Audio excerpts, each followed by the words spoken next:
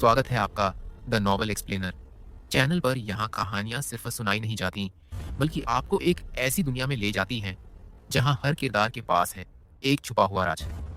कभी अरबपतियों की अनकही दास्तान, कभी फैंटेसी और रहस्यमयी ताकतों का खेल, और कभी ऐसा सस्पेंस जो आपकी धड़कनें बढ़ा देगा।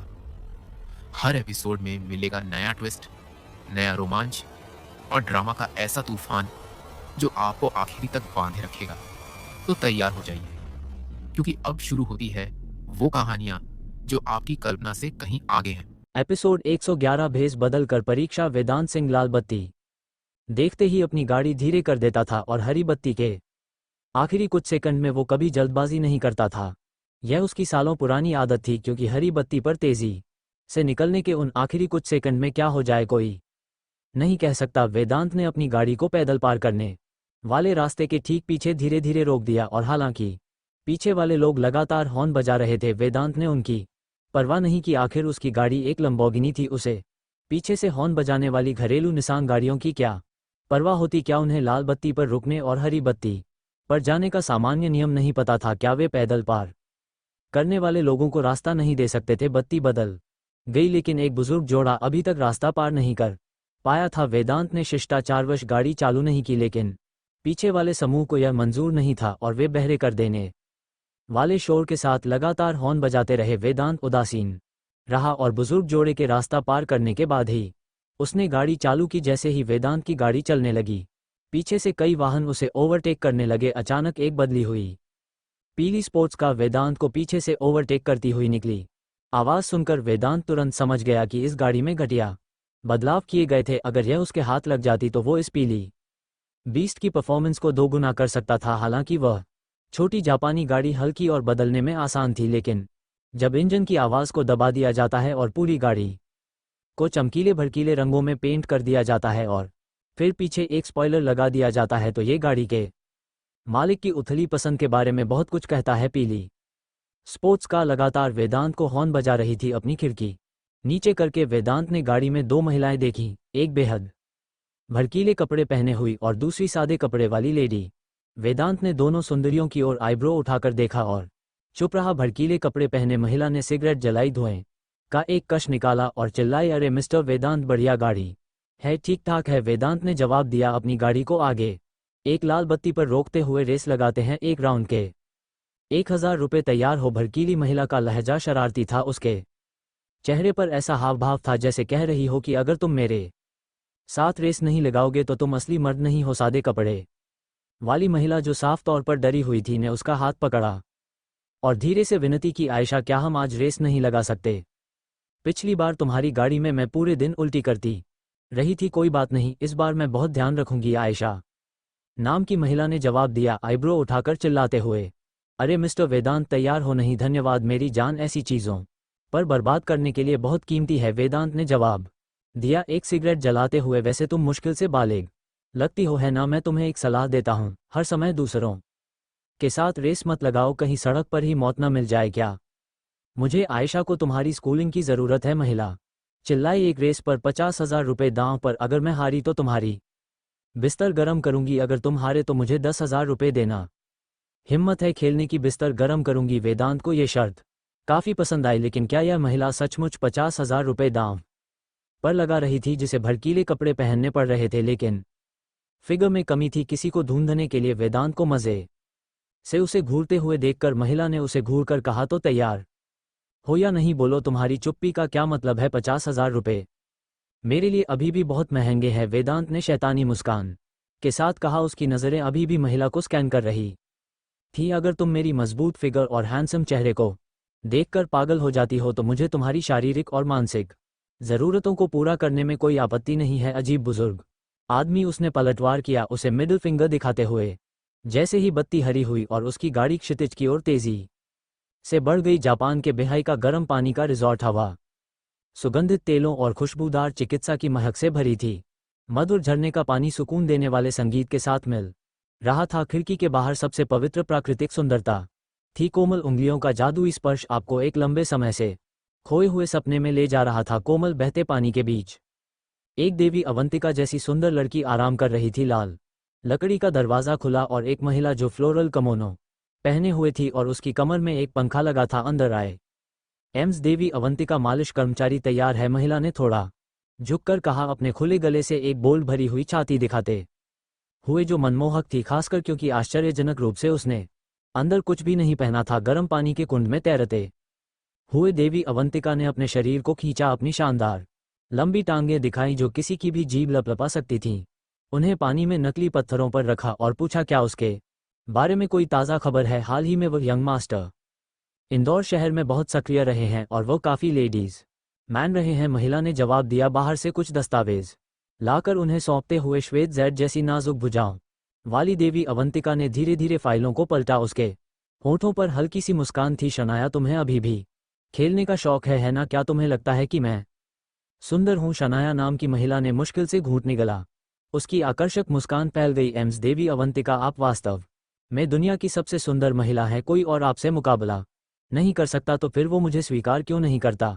देवी अवंतिका ने एक प्यारी सी झुंझलाहट के साथ लमेंटेड किया, फिर किनारे पर चली गई जिससे शनाया उस पर एक बाथरोब डाल सके। एम्स देवी अवंतिका, क्या हम पहले सौना में चलें या आप मालिश पसंद करेगी? शनाया ने सिर झुकाकर पूछा। पहले मालिश के लिए चलते हैं। दोनों मालिश रूम में चले गए जहां एक धैर्यवान महिला मालिश कर्मचारी जिसके हाथों में ताज़ा लवेंडर सुगंधित तेल भरा था ने उनका अभिवादन किया। यह एक नई लवेंडर खुशबू है, क्या आप कोशिश करना चाहेंगी? नहीं, उसे बेगोनिया फूल पसंद है, देवी अवंतिका ने बिस्तर पर लेटते हुए जवाब दिया। दस्तावेजों को ऊपर की ओर देखते हुए पढ़ना जारी रखा। अगर वेदांत सिंह यहाँ होता तो वह इतना हैरान होता कि अपना छोटा भाई काट देता और उससे एक ड्रिंक बना लेता। हालांकि दस्तावेजों में देवी अवंतिका के बारे में ज़्यादा डिटेल्स नहीं थे, लेकिन उनमें वेदांत सिंह के देश लौटने के बाद से हुई हर घटना शामिल थी। हर पेज पर उसकी एक फ़ोटो थी, कुछ गाड़ी चलाते हुए ली गई थी, कुछ लड़ाई के दौरान और कई और डे ड्रीमिंग करते हुए नाम।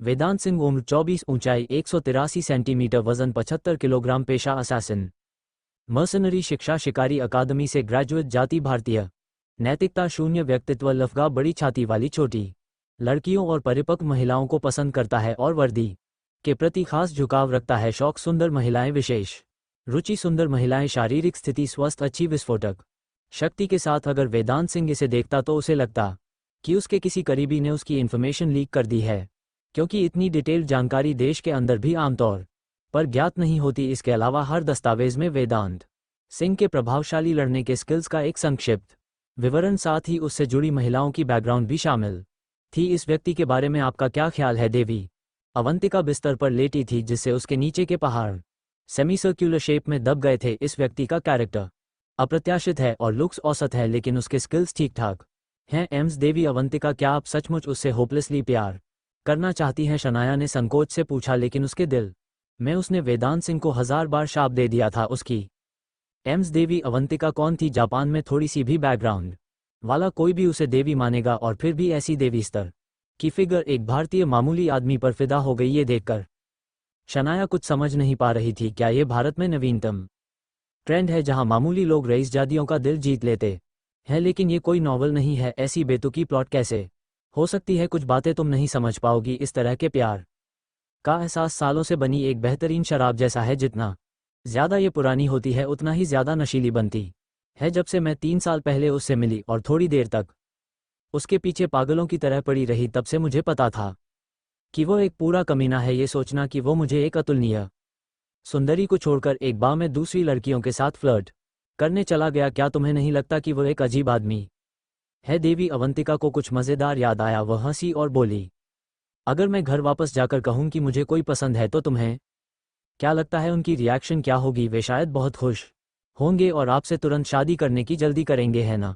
शनाया ने बोलने से पहले थोड़ी देर संकोच किया, और हालांकि यह अतिशयोक्तिपूर्ण लग रहा था लेकिन यह सच था। हाँ, लेकिन क्या तुम्हें पता है कि जब मैंने उससे कहा था कि मुझे वो पसंद है तो उसका एक्सप्रेशन और जवाब क्या था? देवी अवंतिका ने मुस्कुराते हुए पूछा, वो ज़रूर रोमांचित हो गया होगा, है ना? आखिर आप एक ऐसी महिला हैं जिसकी फिगर भी अच्छी है और चेहरा भी सुंदर है। नहीं, वो पहले तो हैरान था, फिर उसने मुझे ऊपर से नीचे तक देखा, ये जानने के बाद कि मैं जापान से हूं। उसने कहा कि उसके माता पिता उसे एक विदेशी महिला से शादी करने की परमिशन नहीं देंगे, ब्लड लाइन प्रदूषित होने के डर से। हाँ, मैं उस बात को कभी नहीं भूल सकती जो उसने मुझसे कही थी। यह सब बकने के बाद उसने मुझे वहीं अकेला छोड़ दिया। बाद में मैं उसके पीछे एक बार में गई और वहां वो एक रूसी सुंदरी को पटा रहा था। हालांकि उसने दावा किया था कि वो विदेशियों के साथ छेड़छाड़ नहीं करता और उस रूसी सुंदरी ने उसके चेहरे पर ड्रिंक फेंक दी। देवी अवंतिका ने उत्तेजित होकर कहा।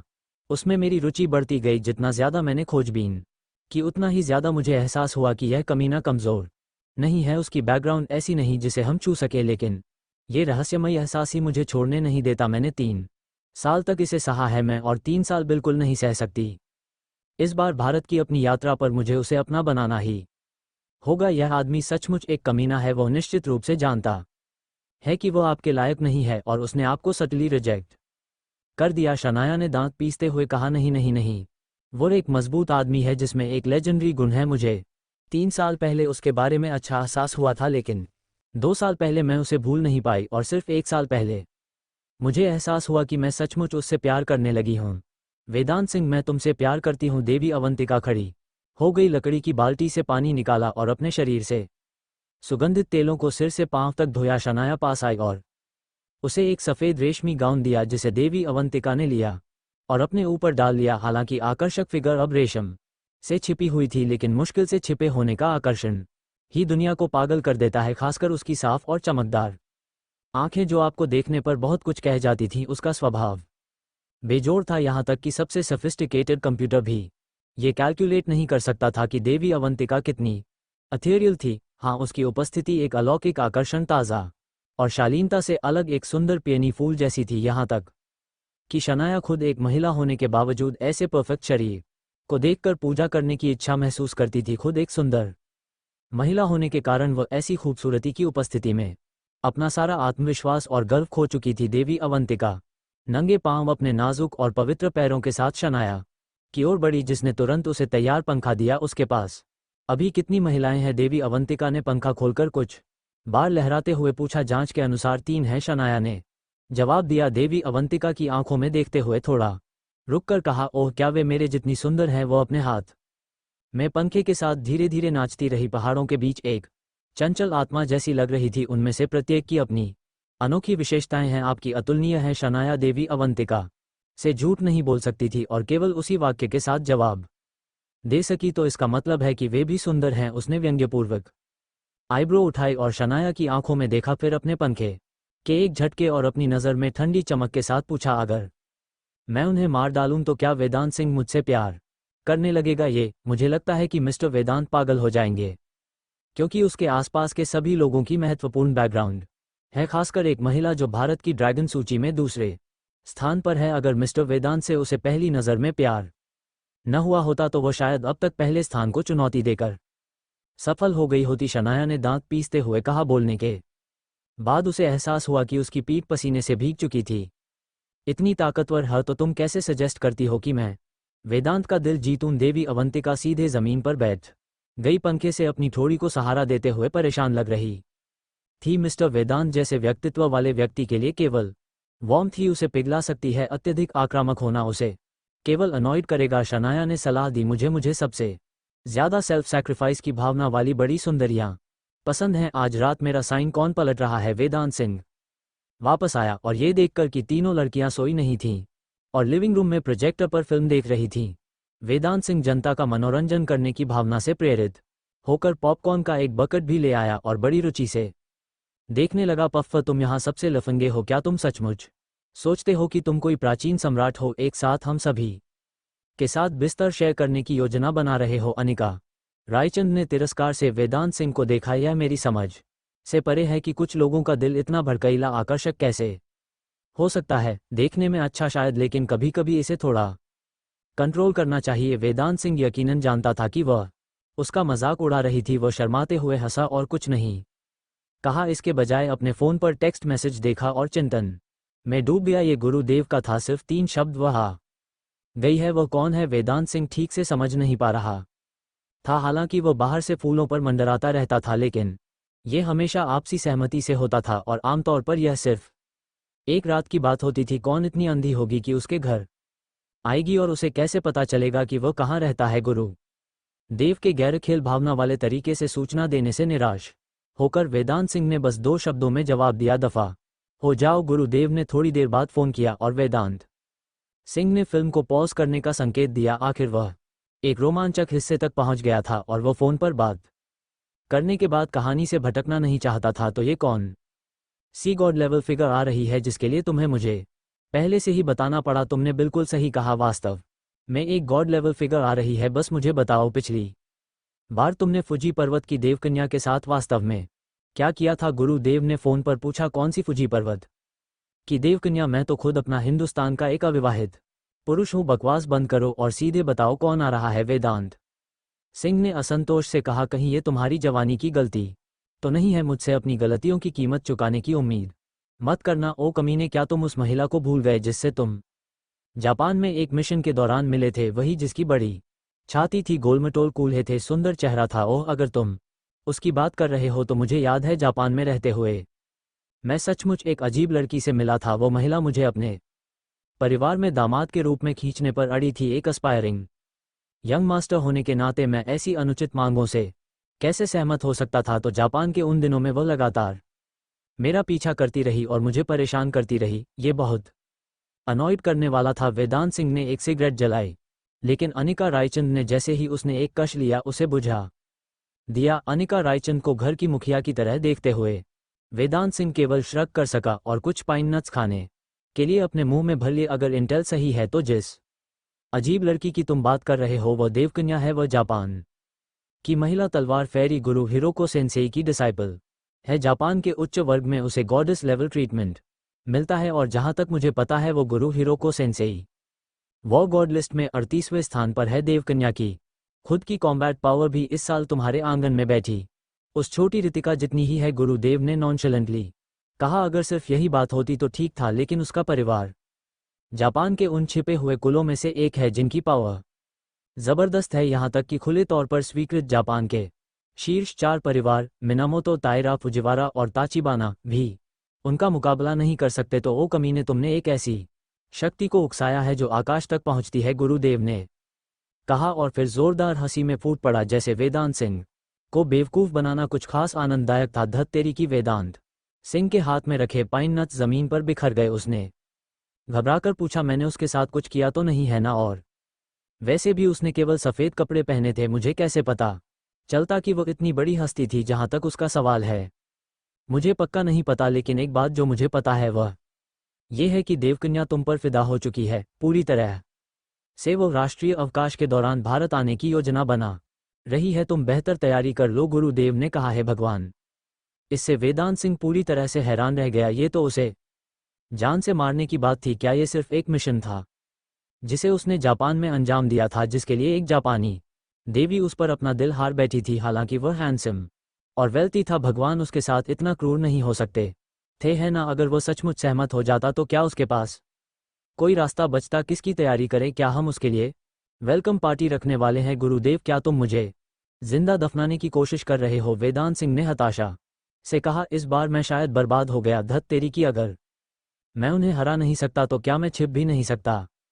मैंने राष्ट्रीय अवकाश के दौरान संप्रदाय लौटने की योजना बनाई है और मैं विश्वास नहीं करता कि वो वहां कोई सीन बनाएगी। दरअसल संप्रदाय प्रमुख पहले ही कह चुके हैं तुम्हें ये खुद संभालना होगा। तुम संप्रदाय को इस मैस में नहीं घसीट सकते। तो बेटे, तुम्हारी कल्पना धरी की धरी रह गई।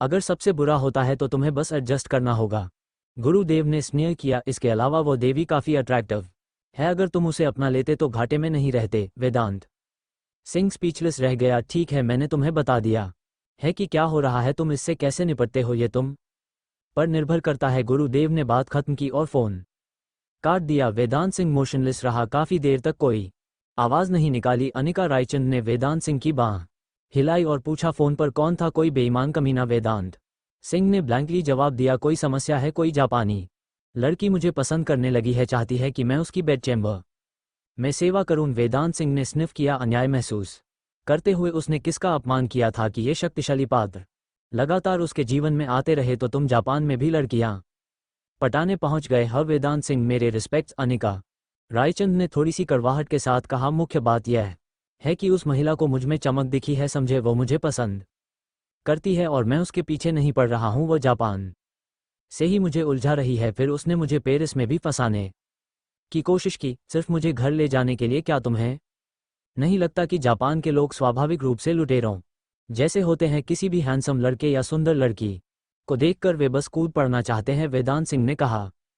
वह जापानी महिला सचमुच इतनी शेमलेस है? रितिका ने मेज पर हाथ पटका। गुस्से में उसे आखिरकार एक अच्छा आदमी मिला था। वो उसे इतनी आसानी से एक जापानी महिला को कैसे छीनने दे सकती थी? हाँ, और उसकी शक्ति फॉर्मिडेबल है, वेदांत सिंह ने कहा। वर्तमान इंटेल के अनुसार उसकी कॉम्बैट पावर तुम्हारी जितनी ही मजबूत है, लेकिन उसके पीछे खड़ा परिवार और भी ज्यादा पावरफुल है। तो हम क्या करें? रितिका ये सुनकर कुछ अपसेट हो गई। क्या वो उसे अंडरएस्टिमेट कर रहा था? हालांकि वो वॉर गॉड लिस्ट के उन राक्षसों से कम्पीट नहीं कर सकती थी, फिर भी वो भारत की ड्रैगन सूची में टॉप नॉच थी। उसे विश्वास नहीं था कि जापानी महिला की एबिलिटी इतनी सुपेरियर हो सकती है। उसकी गुरु हिरोको सेंसेई है। क्या तुमने उसके बारे में सुना है? चूंकि वेदांत सिंह दुनिया के टॉप फाइटर्स के बारे में ज्यादा नॉलेजेबल नहीं था, इसलिए उसे रितिका से पूछना पड़ा, जो शौर्य जगत में डूबी हुई थी। जापान की तलवार फेरी। वेदांत सिंह, मुझे यह मत बताना कि तुमने जिस व्यक्ति को उकसाया है वो जापान की देवकन्या है। रितिका ने आश्चर्य से मुंह खोलते हुए कहा, मुझे नहीं पता कि यह तुम्हारे लिए अच्छा है या बुरा। मैंने 2 साल पहले उस देवकन्या से टक्कर ली थी। हमने बराबर की टक्कर लड़ी थी। वर्तमान स्थिति को देखते हुए यह शायद वैसा ही होगा। अगर वह सचमुच आ रही है तो मैं उसे रोक नहीं पाऊंगी। रितिका का यह स्वीकार करना कि वो उसे रोक नहीं पाएगी। वेदांत सिंह का दिल पूरी तरह से टूट गया। एक देवकन्या कितनी फॉर्मिडेबल थी कि रितिका भी उससे सिर्फ ड्रॉ कर पाई। हम उन्हें हरा नहीं सकते और हमें उनसे बचने और भागने की भी इजाजत नहीं है, वेदांत सिंह ने निराश होकर कहा। मैंने तय कर लिया है, 1 अक्टूबर को हम ग्रुप ट्रिप पर जाएंगे। जहां तुम लोग जाना चाहोगे हम वहीं जाएंगे। लगता है सीनियर ब्रदर वेदांत भारी खर्च करने के लिए तैयार हैं। ईशा शर्मा ने अपना मुंह ढंकते हुए धीरे से स्नेह किया। तो हम मैसूर क्यों नहीं जाते? मैंने सुना है वहां का खाना बहुत अच्छा है, रितिका ने बीच में कहा। लेकिन मैं राष्ट्रीय अवकाश के दौरान बीच पर जाना चाहती थी। क्या करें? पहले मैसूर फिर बीच। वेदांत सिंह जरूर मान जाएगा, है ना? वेदांत सिंह को बस इतना महसूस हुआ कि किसी रहस्यमयी एंटिटी ने उसके वॉलेट से कई चीजें चुरा ली थीं, लेकिन अपनी इंटीग्रिटी के लिए वह केवल अनिच्छा से सहमत हो सका। वह क्या कर सकता था जब ये लड़कियां कुछ नहीं बल्कि परेशानी थी? क्या होगा अगर वह भाग जाता और उन्हें खतरा होता?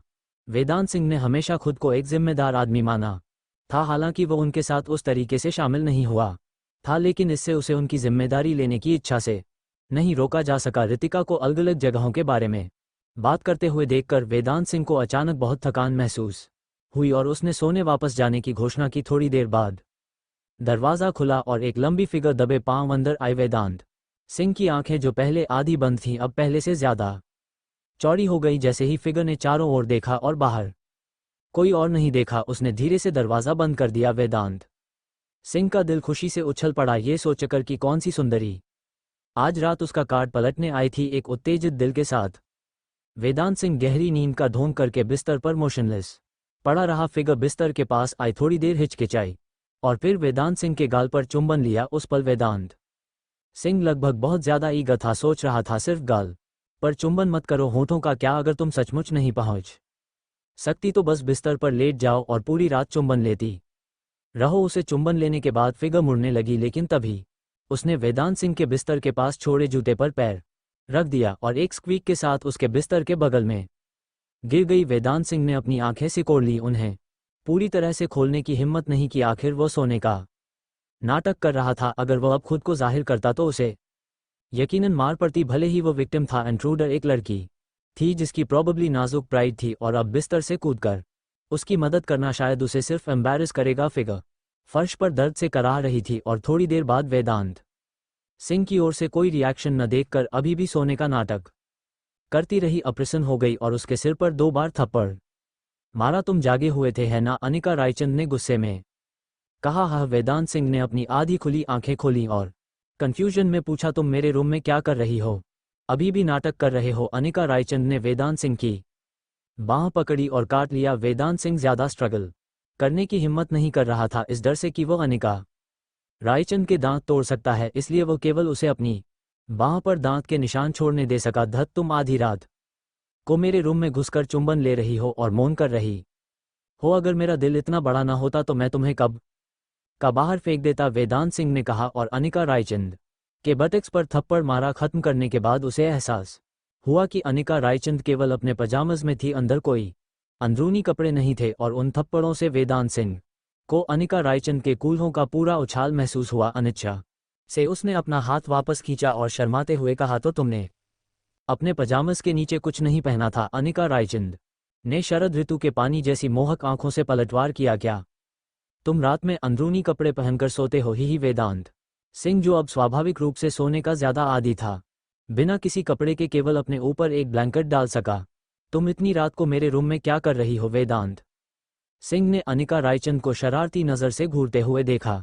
यह इसलिए है क्योंकि मैंने किसी दिलहीन को बहुत चोट पहुंचते हुए देखा था, इसलिए मैं उसे कंसोल करने आई थी। अनिका रायचंद ने शिकायत की और जमीन पर धप से बैठ गई। लेकिन इस दिलहीन आदमी में जरा भी सिंपैथी नहीं है। मेरे गिरने के बाद भी वो सोने का नाटक करता रहा। वेदांत सिंह शरारती मुस्कान के साथ अनिका रायचंद को बिस्तर पर खींच लिया और कहा, एक चुंबन कॉन्सोलेशन कैसे माना जाता है? तुम्हें कम से कम मेरे साथ रात भर रुकना चाहिए। चिंता मत करो, मैं आज रात तुमसे कुछ नहीं लूंगा। अरे रुको, तुम मुझे गुदगुदी कर रहे हो? अनिका रायचंद वेदांत सिंह की छाती में कूद गई और हंसी में फूट पड़ी। मैं गलत थी, मुझे गुदगुदी करना बंद करो, ये बहुत गुदगुदी है। बस आज रात मुझे अपना लो, मैं तुम्हारी अच्छी देखभाल करूंगा। वेदांत सिंह ने उसकी थोड़ी उठाते हुए फुसलाया। अनिका रायचंद ने थोड़ी देर शर्माते हुए स्ट्रगल किया, लेकिन ये देखकर कि वेदांत सिंह ने उसे एक वाइस की तरह कसकर पकड़ रखा था, उसने रेजिस्ट करना बंद कर दिया। सरेंडर करते हुए अपना सिर उठाया। जैसे ही वेदांत सिंह उसे चुंबन लेने वाला था, दरवाजे पर दस्तक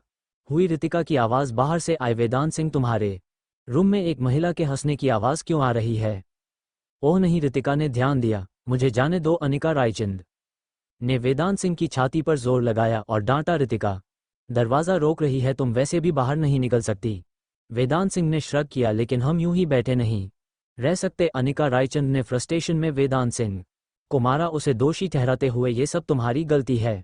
मुझे गुदगुदी करने की वो मुझे क्यों दोष दे रही है? वेदांत सिंह पजल था। क्या तुम ही मेरे रूम में घुसकर मुझे चुंबन नहीं ले रही थी? उसी से ये सब हुआ। वेदांत सिंह, मैं अंदर आ रही हूँ, रितिका ने दरवाजे के बाहर कहा। यह बुरा है अगर रितिका अंदर आती है और हमें इस तरह देखती है तो वो यकीनन गलत अंदाज़ा लगाएगी। हमें क्या करना चाहिए? अनिका रायचंद घबरा गई। वह नहीं चाहती थी कि रितिका उसे वेदांत सिंह के बिस्तर में पड़ा शर्माते हुए देखे। भले ही उनके बीच कुछ न हुआ हो, सिर्फ ये काम ही वाइल्ड स्पेक्यूलेशन को बढ़ावा देने के लिए काफ़ी था। जल्दी चादर के नीचे छिप जाओ। वेदांत सिंह ने अनिका रायचंद को छिपाने के लिए चादर हिलाई। रितिका ने दरवाज़ा धकेला और बाएं दाएं देखा, पूछते हुए, ये तुम्हारे रूम में महिला कहाँ है? कौन सी महिला? तुमने ज़रूर गलत सुना होगा। वेदांत सिंह ने दोषी महसूस करते हुए कहा, मैं यहाँ आने के बाद जल्दी सो गया था। नहीं, मैंने साफ तौर पर तुम्हारे रूम से एक महिला के हंसने की आवाज़ सुनी थी। मुझे लगा वह जापानी महिला थी। रितिका ने चारों ओर देखा, रूम के अंदर छोटे बाथरूम का दरवाज़ा धकेला और कुछ भी सस्पिशियस नहीं पाया। फिर वार्डरोब खोला, अभी भी कुछ नहीं मिला। इसी बीच चादर के नीचे अनिका रायचंद इंस्टिंक्टिवली सिकुड़ गई, अंधेरे में समाई हुई थी, जिससे बाहर से वेदांत सिंह के शरीर के सापेक्ष उसकी स्थिति बताना असंभव था। उसे अपने आगे कुछ प्रिकली महसूस हुआ, लेकिन दूसरी सोच में एक आदमी के वहां और क्या घना हो सकता है? शर्माते हुए अनिका रायचंद ने अपना सिर पीछे किया। वह निश्चित रूप से इस क्रिटिकल जंक्चर पर कोई एम्बैरेसिंग एक्ट नहीं करना चाहती थी। जैसे ही वेदांत सिंह रितिका से निपट रहा था, उसे छोटे वेदांत सिंह पर वार्मथ की लहरें महसूस हुई। वह वार्मथ आरामदायक और गुदगुदी करने वाली दोनों थी, और छोटा वेदांत सिंह अटेंशन देने से खुद को रोक नहीं पाया। ठीक तभी वेदांत सिंह को पता चला कि वो मुसीबत में था। लगता है उसने कुछ ऐसी चीज से टक्कर मार दी थी जिसे नहीं मारना चाहिए था। क्या वो इस चादर के नीचे छिपी हो सकती है? मजाक बंद करो रितिका, मैं आमतौर पर नेकेड सोता हूं, मैं यहाँ अंदर कपड़े भी नहीं पहनता। वेदांत सिंह ने डरते हुए कहा, ठीक है, जल्दी सो जाओ, तुम अभी भी रिकवरी फेज में हो। रितिका कुछ न पाकर केवल श्रग कर सकी और अपने रूम में वापस चली गई। दोनों लोग चले गए, लेकिन वेदांत सिंह को लगा कि कोई संकट आ रहा है, क्योंकि उसका छोटा वेदांत सिंह अनिका रायचंद के चिकने गाल में सीधा घुस रहा था। अनिका रायचंद से बस एक बार काट लेने पर उसकी जिंदगी भर की खुशी चली जाती। वेदांत सिंह ने ऑकवर्ड तरीके से चादर उठाई और कहा, वे चले गए हम? अनिका रायचंद ने कहा, उसका चेहरा पके हुए सेब जैसा लाल था। अगली बार ज्यादा सावधान रहना, मैं अब अपने रूम में जा रही हूँ। मत जाओ, हमने यहाँ काम खत्म नहीं किया है। वेदांत सिंह ने एंग्शियसली कहा, रितिका अभी भी दरवाजे पर इंतजार कर रही होगी। अगर वो तुम्हें पकड़ लेती है तो हमारी सारी मेहनत बेकार हो जाएगी। तो हम क्या करें? अनिका रायचंद मुड़ी और वेदांत सिंह को घूरकर कहा, क्या तुम कह रहे हो कि वह बदसूरत चीज मुझे ऐसे ही मारती रहे, उसके शब्दों ने वेदांत सिंह की कल्पना को वाइल्ड कर दिया। तुम्हें मारती रहे कहाँ? ऊपर नीचे या पीछे? खांसी खांसी। जितना ज्यादा वेदांत सिंह ने सोचा उतना ही ज्यादा वो एक्साइटेड हुआ और उसने खुद को शांत करने के लिए 2 बार खांसा। यह मेरे भाई की बात कर रही हो तुम? वो उतना बदसूरत नहीं है जितना तुम कहती हो वो बदसूरत है। और अभी उसने अनिका रायचंद, जो अभी तक पूरी तरह से अनइनहिबिटेड होने के स्तर तक नहीं पहुंची थी, केवल वाइल्ड तरीके से जेस्टिक्यूलेट कर सकी, शब्दों के लिए खो गई। यह सब एक मिसअंडरस्टैंडिंग है। देखो मैं भी एक सामान्य आदमी हूं, है ना? जब तुम मुझे चादर के नीचे ऐसे प्रोवोक करती हो तो यकीनन मैं रिएक्ट करूंगा। वेदांत सिंह ने हेल्पलेस तरीके से श्रग किया। ये सब मेरी गलती नहीं है, लेकिन हाँ, मुख्य रूप से मैं ही जिम्मेदार हूं। अनिका रायचंद को गुस्से से फटने वाला देखकर वेदांत सिंह ने तुरंत अपनी बात बदली। हम यहीं रात क्यों नहीं रुकते? मेरी लाश पर से होकर मैं यहाँ नहीं सोऊंगी। अनिका रायचंद ने पलटवार किया और दरवाजे की ओर बढ़ गई। मत जाओ, इतनी देर रात को रितिका को तुम्हें देखना बुरा लगेगा। वो सोच सकती है कि तुमने मेरे साथ कुछ किया है। वेदांत सिंह ने आवाज लगाई, लेकिन अनिका रायचंद ने जवाब नहीं दिया। लगता है वो पहले ही जा चुकी थी। वेदांत सिंह ने एक सिगरेट जलाई और अपने इरेक्ट छोटे वेदांत सिंह को देखा। हेल्पलेस तरीके से सिर हिलाया। लगता है मुझे तुम्हें फिर से हम्बल करना होगा भाई। वेदांत सिंह सुबह जल्दी उठ गया, ये सोचकर कि उसे एक्सरसाइज किए हुए काफी समय हो गया था। तैयार होने के बाद उसने सुबह दौड़ने जाने और फिर कुछ खाने का फैसला किया। जैसे ही वो आंगन से निकला उसने दूर से किसी को बहस करते देखा। सुबह सुबह ऐसा दृश्य देखना अनरीजनेबल लगा।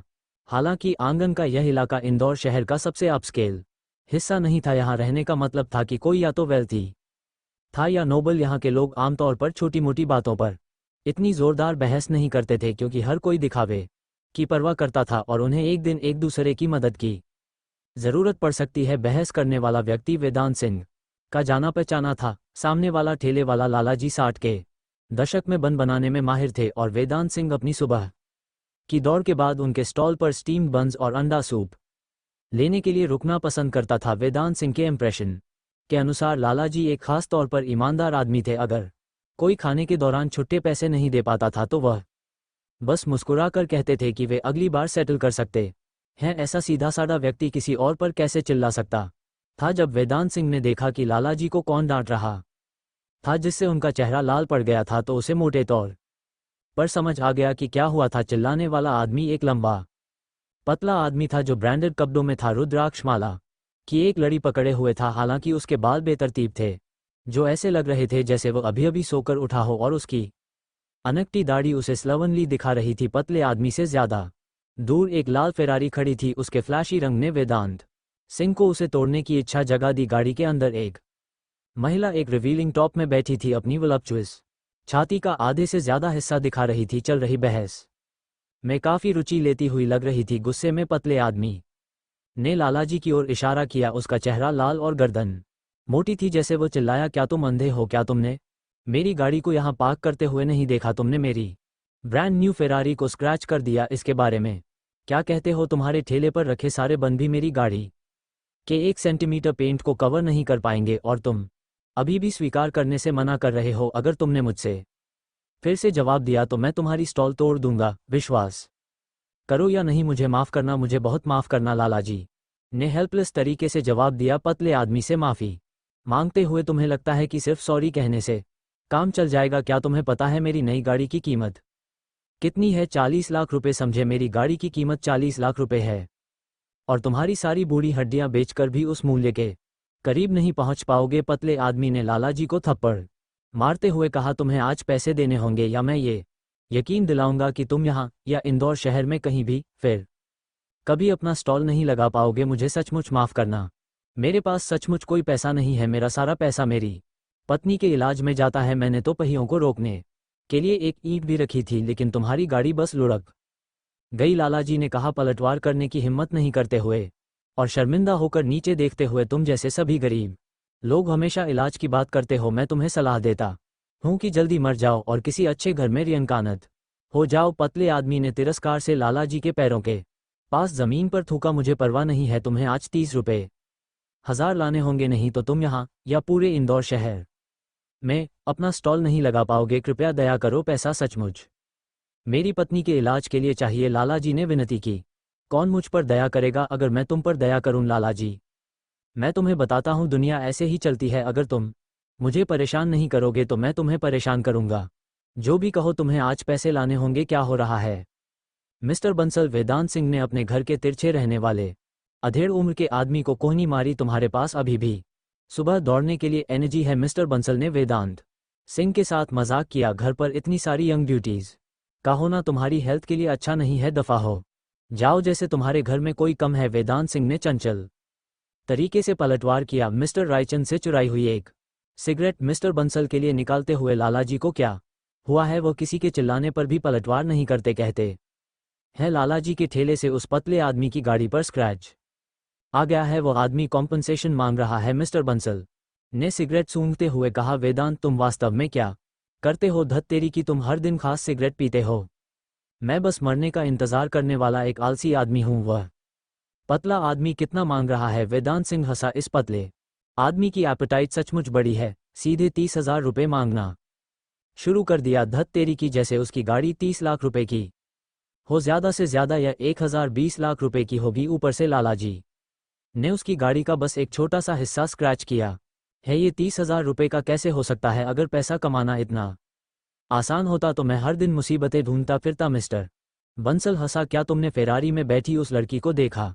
उसके बालों में अभी भी घास लगी है। ये दोनों शायद अभी अभी झाड़ियों में गुपचुप मुलाकात करके लौटे हैं। हे भगवान मिस्टर बंसल, तुम सचमुच एक कैरेक्टर हो। इतनी छोटी डिटेल्स भी नोटिस कर लेते हो। वेदांत सिंह ने मिस्टर बंसल को नए सम्मान से देखा। सुरक्षाकर्मी क्यों नहीं आए? इससे निपटने के लिए वेदांत सिंह ने पूछा। जानते हो, जो सिक्योरिटी गार्ड्स आमतौर पर कुछ नहीं करते हैं सिवाय घूमने के, वे आज कहीं दिख नहीं रहे हैं। अरे ये गार्ड साहबान कहाँ घर मालिकों के मामलों में दखल देते हैं, खासकर उस दुबले पले आदमी से पंगा लेने की हिम्मत कहाँ? मिस्टर बंसल ने होंठ सिकोड़ते हुए कहा। आखिर यहाँ रहने वाला हर कोई भले ही बहुत अमीर न हो पर लाखों रुपयों का मालिक है। अरे ओ बुड्ढे कमीने! विशाल अभी भी शांत नहीं हुआ था। उसकी गालियां हर पल और भद्दी होती जा रही थीं। वेदांत सिंह का सब्र टूट रहा था। अगर तुम अपनी माँ बहन की गालियां ही बकते रहोगे तो क्या कोई नई गाली नहीं सोच सकते? सुन सुन के कान पक गए हैं।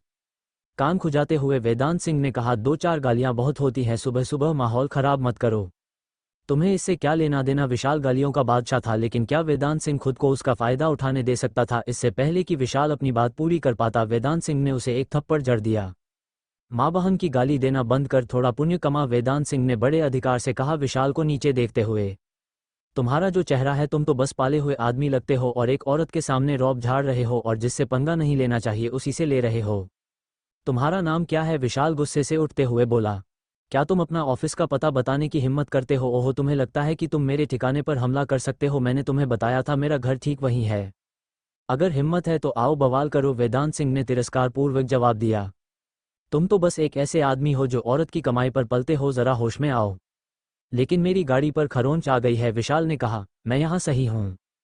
अगर तुम उस बुढ़े कमीने के लिए खड़े होना चाहते हो तो मेरे सामने पैसे रख दो। तुम ऐसी बातें करते हो तो मुझे बुरा लगने लगता है। वेदांत सिंह ने विशाल की तरफ देखते हुए कहा। क्या तुम्हें नहीं लगता कि मैं तुम्हारी गाड़ी को और ज्यादा नहीं तो दूंगा? तभी फेरारी में बैठी दीपिका गाड़ी से बाहर निकली। उसने वेदांत सिंह को घृणा भरी नजरों से देखा और बोली, ये देहाती कहाँ से आ गया? तुम्हें ये भी नहीं पता कि हमारी गाड़ी कौन से ब्रांड की है? बस एक फेरारी ही तो है। उसने तंज कसा। अगर मुझे एक खरीदनी पड़े तो मुझे शर्म आएगी। इस क्षण मिस्टर बंसल बीच बचाव करने आए। भाई, हम सब एक ही इलाके में रहते हैं, क्यों न पुरानी बातों को भूल जाए? तुम कंजूस नहीं दिखना चाहोगे? बिल्कुल नहीं, मुझे आज मुआवजा चाहिए। दीपिका ने कमर पर हाथ रखकर चिल्लाया। मुझे परवाह नहीं कि तुम यहाँ रहते हो या नहीं, मुझे पैसे चाहिए। मेरे हाथ में पैसे रखो, तब हम इस बात को जाने देंगे। वेदांत सिंह ने सिर हिलाया। उसे उन लोगों के लिए कभी सब्र नहीं था जो पैसे के पीछे पागल होते थे। हालांकि उसकी गाड़ी को टक्कर लगी थी, लेकिन खरोंच मुश्किल से 1 सेंटीमीटर की थी। उसे ठीक करने में 1,000 रुपये से थोड़ा ज्यादा नहीं लगेगा, लेकिन उसने मुड़कर 30,000 रुपये की मांग कर दी। यह अनुचित था। मैं इसे संभाल लूंगा। सबसे पहले मुझे बताओ कि तुम्हारी गाड़ी की कीमत कितनी थी? वेदांत सिंह ने सिगरेट सुलगाते हुए कहा। मिस्टर वेदांत, मेरी गलती है, लेकिन मैं इतनी आसानी से 30,000 रुपये नहीं दे सकता, लालाजी ने दुखी होकर कहा। जैसा कि आप जानते हैं, मेरी पत्नी अस्पताल में है और मेडिकल बिल रोजाना 300 रुपये से ज्यादा होते हैं। अगर वे सही दाम लगाएं तो मैं मुआवजा दूंगा। अपनी माँ को गाली देने के बाद भी तुम तर्क करने की कोशिश कर रहे हो। विशाल अपना गुस्सा रोक नहीं पाया और लालाजी के पेट पर एक लात मारी, लेकिन उसकी इच्छा पूरी नहीं हुई। वेदांत सिंह का पैर उसकी पिंडली से टकराया और विशाल जमीन पर गिर गया कराहते हुए। ये सिर्फ गिरने की बात नहीं थी, बल्कि उसकी लगातार गालियां माँ ये बाप व जिससे वेदांत सिंह को बहुत गुस्सा आया था। वेदांत सिंह आगे बढ़ा, विशाल को कॉलर से पकड़ा, उसे ऊपर उठाया और उसके चेहरे पर एक मुक्का मारा जिससे विशाल हवा में उछला और एक पेड़ से टकराया, फिर उठ नहीं पाया। ये तुम्हारी सज़ा है। दूसरों के मामलों में पड़ते वक्त उन माता पिता को गाली मत दो जिन्होंने तुम्हें कोई नुकसान नहीं पहुंचाया, वेदांत सिंह ने कहा। तुमने मेरे पति को चोट पहुंचाई है, यह मामला अभी खत्म नहीं हुआ है। दीपिका ने वेदांत सिंह के कपड़े पकड़े और हंगामा करने लगी। वेदांत सिंह, जिसकी औरतों पर हाथ न उठाने की अच्छी आदत थी, क्या वह हमेशा इस चुड़ैल को अपने कपड़े पकड़े हुए बर्दाश्त कर सकता था? उसके कपड़े सस्ते नहीं थे, पैड से 300 रुपये से ज्यादा में खरीदा एक बुटीक का सामान था। बताओ तो तुम क्या करने का सुझाव देती हो? वेदांत सिंह ने कोल्डली कहा और दीपिका को दूर धकेल दिया। मैं औरतों को नहीं मारता, लेकिन आज यह नियम तोड़ने में मुझे कोई आपत्ति नहीं। दीपिका पल भर के लिए अवाक रह गई, फिर जमीन पर बैठ गई और रोने लगी, चिल्लाते हुए, देखो ये लोगों को मार रहा है, एक औरत को मार रहा है। यह आदमी इंसान नहीं है, यह औरतों को भी पीटता है। इस हंगामे ने वेदांत सिंह को काफी बेबस कर दिया। मिस्टर बंसल ने उसका कंधा थपथपाया और कहा, भाई वो लेडी बड़ी खतरनाक है, क्या हमें कुछ लोगों को बुलाकर उसे सबक सिखाना चाहिए? वेदांत सिंह ने सिर हिलाया। छोड़ो, दूसरों के लिए काम करके मैं फंस गया हूं, उसने कहा। तो आज तुम कितना पैसा देने को तैयार हो? वेदांत सिंह ने ब्लंटली पूछा। अगर यह उचित है तो मैं मुआवजा दूंगा, अगर नहीं तो यहाँ रोते रहो, मुझे कोई फर्क नहीं पड़ता। 1 लाख? तुम्हें आज 1 लाख देने पड़ेंगे। वह दीपिका, जो अभी अभी कंक्रीट पर रो रही थी, खड़ी हो गई और अपनी कमर से धूल झाड़ी, एक चौंकाने वाला नज़ारा जिसने वेदांत सिंह को स्पीचलेस कर दिया। 1 लाख नहीं चलेंगे, ये बहुत ज्यादा है। वेदांत सिंह ने सिर हिलाया। मुझे कोई देहाती मत समझो जिसने दुनिया नहीं देखी, इसे जल्दी निपटाओ। 5,000 कैसे रहेंगे? वेदांत सिंह के 1 लाख से 5,000 तक मोलभाव करने के तरीके से दीपिका परेशान हो गई। उसने सिर हिलाया और बोली, 50,000 यही सबसे कम है। हमें गाड़ी ठीक करवानी है और डॉक्टर के पास भी जाना है। ये बहुत मुसीबत है। मिस्टर वेदांत, मुझे ये पैसा चुकाने दीजिए। आखिर यह आपकी समस्या नहीं थी? लालाजी ने गिल्टली आगे बढ़कर कहा। मुझे माफ करना कि मैंने आपको इतनी सुबह अपनी प्रॉब्लम से परेशान किया। कोई बात नहीं, ये लोग वैसे भी समाज के स्कम हैं, अगर मैं इनसे नहीं निपटूंगा तो कोई और निपटेगा, वेदांत सिंह ने इंडिफरेंस से कहा। तुम हमें स्कम कहते हो? आज तुम्हें 1 लाख देने पड़ेंगे, दीपिका ने अनफेवरेबली प्रतिक्रिया दी। हालांकि वह एक स्कम थी, पर वह ये बात किसी और से नहीं सुनना चाहती थी। ये बहुत ब्लंट था। धत तेरे की, मैं आज एक पैसा भी नहीं दूंगा, वेदांत सिंह ने डिसमिसिवली हाथ हिलाया। नहीं दोगे? दीपिका ने अपना फोन निकाला और बोली, ठीक है, फिर तुम बस इंतजार करो। वेदांत सिंह ने उसके इडियोटिक कामों पर शक किया और आगे कोई कमेंट नहीं किया। विशाल अब थोड़ी ताकत हासिल कर चुका था, लड़खड़ाता हुआ दीपिका के पास आया और कमजोर आवाज में बोला, बड़े भाई को बुलाओ, बताओ कि हमें पीटा गया है। पुराने वेदांत, क्या तुम्हें कुछ लोगों को सपोर्ट के लिए बुलाने की जरूरत है? मिस्टर बंसल ने पूछा। मिस्टर बंसल कंस्ट्रक्शन में थे, उन्हें अक्सर घर डिमोलिशिंग या बनाने के लिए कुछ थग्स की जरूरत पड़ती थी। समय के साथ वह काफी लोगों से मिले थे। वेदांत सिंह को रोज खास सिगरेट पीते और अनगिनत सज्जन पत्नियों से घिरा देखकर उन्हें विश्वास हो गया था कि वेदांत सिंह का परिवार असाधारण होगा। अब जब वेदांत सिंह को परेशान किया जा रहा था, अगर अब नहीं तो कब फेवर करना था? तुम्हें क्या लगता है कि अगर वह लोगों को बुलाता है तो मैं नहीं बुला सकता? वेदांत सिंह ने कहा और विजय सिंह को डायल किया। जब विजय सिंह ने सुना कि उसे एक्सटॉर्ट किया जा रहा है तो उसने तुरंत हथियार लेकर आने की योजना बनाई। दीपिका की तरफ से काम बहुत तेजी से हुआ। कॉल खत्म होने के थोड़ी देर बाद ही 3 सोने के रंग की वैन्स आ गईं और जैसे ही दरवाजे खुले 20 से ज्यादा लोग बाहर निकल आए। अरमानी सूट पहने और गले में सोने की चेन डाले एक मोटा आदमी बंटी आगे बढ़ा और चिल्लाया, मिस, तुम्हें किसने सताया है? वह कमीना जो वहां खड़ा है। दीपिका ने वेदांत सिंह की तरफ इशारा किया और 20 से ज्यादा लोगों ने उसे घेर लिया। बंटी ने वेदांत सिंह की तरफ देखा और बोला, लड़के, अगर नौटंकी करनी है तो पहले दाम चुकाना पड़ेगा।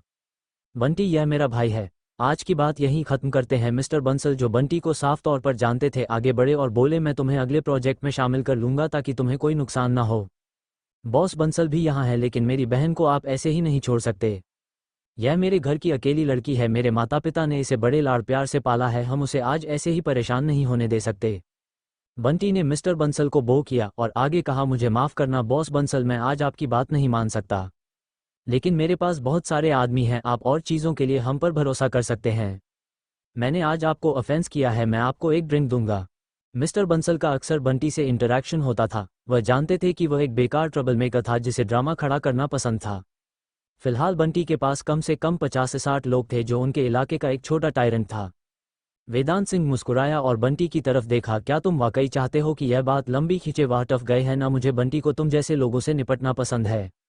मैं आज पीछे नहीं हटूंगा और मैं तुम्हारी हड्डियां थोड़ी ढीली भी कर सकता हूं, बंटी ने कहा, जबकि उसके एक अनुयायी ने बड़ी स्किल से उसकी सिगरेट सुलगा दी। उसका स्वैगर ऐसा लग रहा था जैसे अभ्यास किया गया हो, एक असली गैंग लीडर की तरह।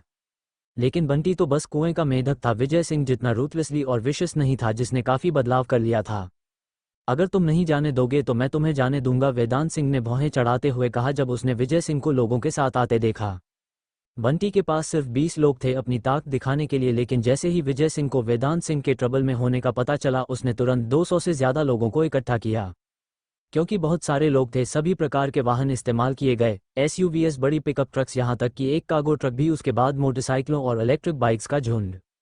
आसपास के लोग जिन्हें अभी अभी सिचुएशन का पता चला था वे भी साइकिल पर भागे चले आए।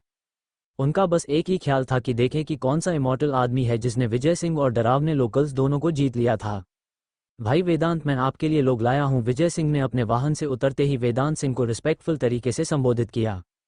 क्या अब उन्हें सबक सिखाएं? जैसे ही 200 से ज्यादा लोग इलाके में भर गए, बंटी जो पहले एरोगेंटली भरा हुआ था उसे उस आदमी की ताकत का एहसास हुआ जिसे उसने थ्रेटन किया था। पुराने वेदांत, क्या तुम वाकई इतने प्रभावशाली हो? मिस्टर बंसल का मुंह अस्टॉनिशमेंट से खुला रह गया, उसकी सिगरेट अनजाने में नीचे गिर गई। यह मेरा साइड जॉब है, वेदांत सिंह मुस्कुराया। दोस्तों, ये बंटी मुझसे क्लैरिफिकेशन चाहता है, हमें क्या करना चाहिए? बॉस, इसे एक ठीक से सबक सिखाते हैं, एक तगड़े गैंग मेंबर ने चिल्लाया। बंटी को जोरदार पसीना आ रहा था, उसकी पीठ पसीने से भीगी हुई थी, उसके होंठ कांप रहे थे क्योंकि वह दया की भीख मांगने की कोशिश कर रहा था लेकिन नहीं जानता था कि क्या कहे। उसके अनुयायियों को भी ऐसी ही इंटिमिडेशन महसूस हुई, उनके फजीक उन तगड़े लोगों के बराबर भी नहीं थे। हालांकि वे अक्सर अपने इलाके में अकड़ते रहते थे, बाज़ में फ्री में पीते थे या कभी कभी छोटे होटल रूम बुक कर लेते थे, पर उनके पास प्रोफेशनल ट्रेनिंग की कमी थी। इस तरह के बड़े कॉन्फ्रंटेशन में वे बस टिक नहीं सकते थे। बंटी के लोगों में हालांकि कुछ ऐसे भी थे जिन्होंने पहले खून बहाया था। वे प्रिजन से काफ़ी वाकिफ थे, कई बार जेल जाना उनके लिए रूटीन था।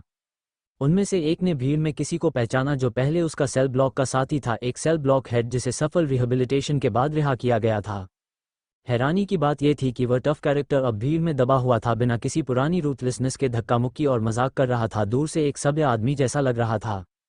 इस बार उस आदमी ने अपनी औकात से ज्यादा पंगा ले लिया है, हम इसे इतनी आसानी से सुलझा नहीं सकते, उस व्यक्ति ने अपने साथी से बुदबुदाया।